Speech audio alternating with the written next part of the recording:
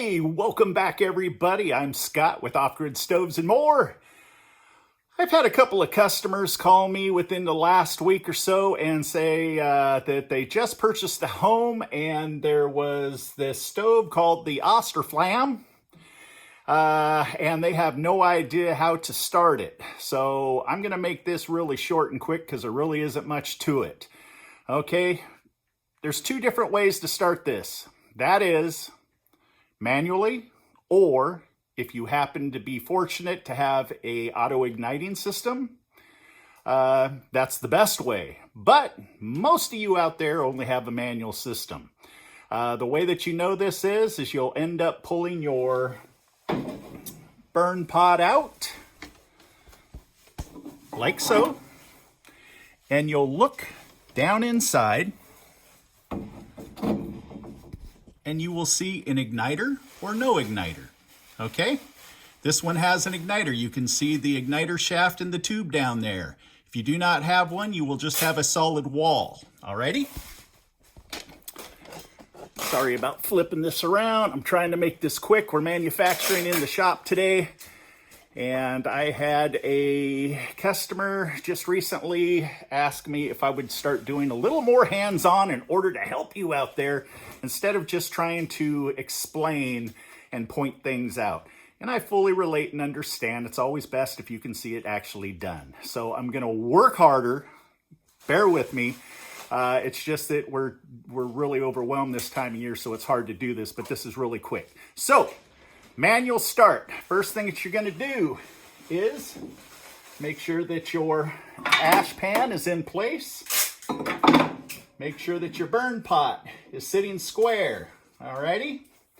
And what you're going to want to do is grab yourself a handful of pellets. Drop a handful of pellets down inside.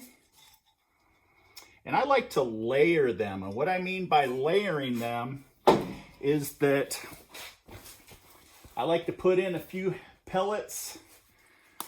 Take your fire starting gel or your tablets, your fire starting tablets, or your torch. A lot of you guys have torches out there. And squirt some gel on there. All right.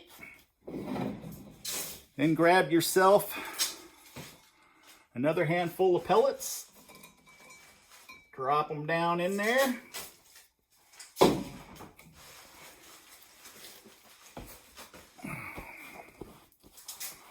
Sorry, I got soot all over my hands.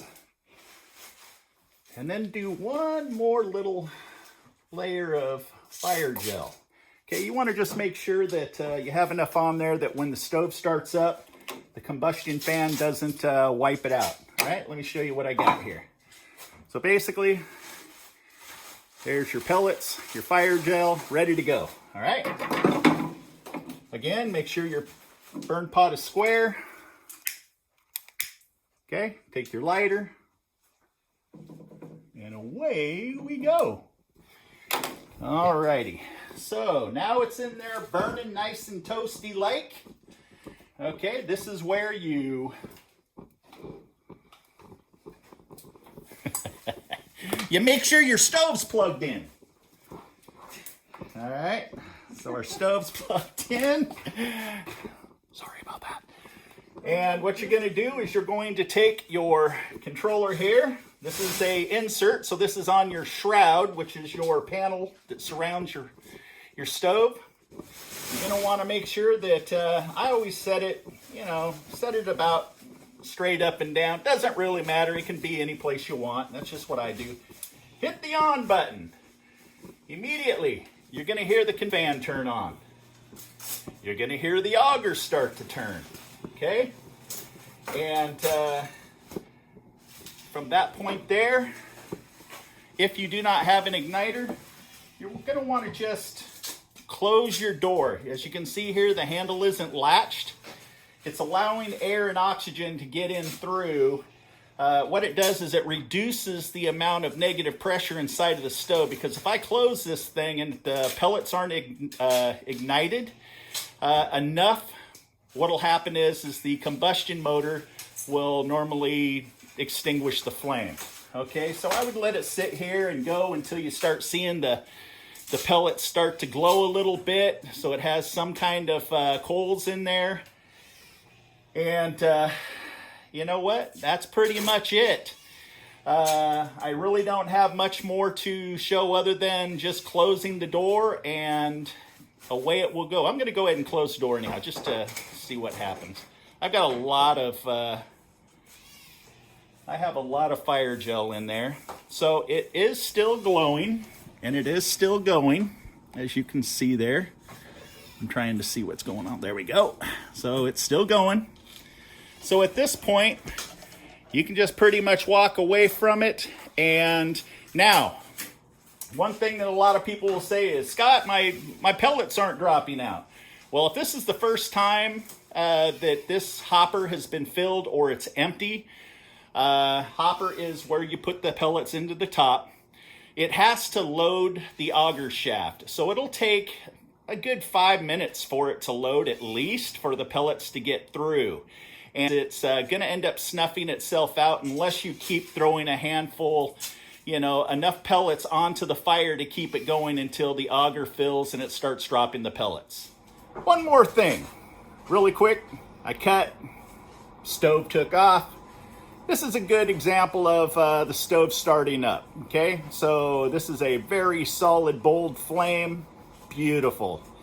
I forgot to mention, you with the auto igniters, all you have to do is just turn your stove on. Okay, you hit the on button like so. You will see when the auger shaft is turning, you will see the red light glows. When the red light flashes on, that means that power is being sent to your auger, and then you will have the green light that everything is working properly.